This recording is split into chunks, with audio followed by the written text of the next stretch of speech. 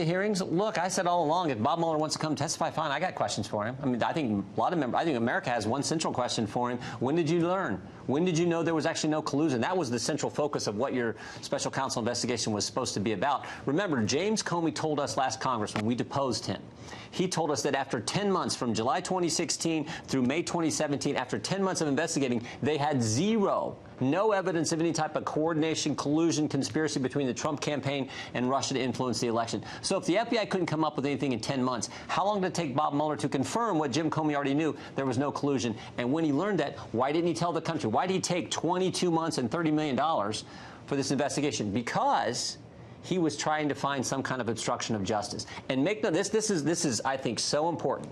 Make no mistake about it.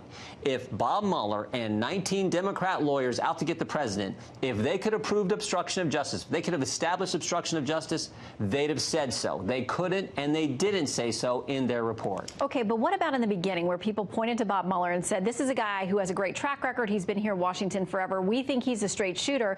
You're saying it now and characterizing it as if there was always an intention to, quote, get the president and not merely investigate the facts. So what do you base that on?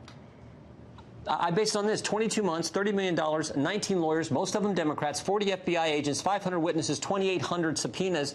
If they could have established obstruction, they would have done it. They couldn't. And Andrew Weissman, Jeannie Reed, these people who were part of his team, remember, Peter Strzok and Lisa Page were part of his team at the start, too. He had to kick them off when it was discovered their bias toward the president. So they were out to get the president, but they couldn't prove it. And they found no collusion. That was clear. We knew that, I think, from the get-go.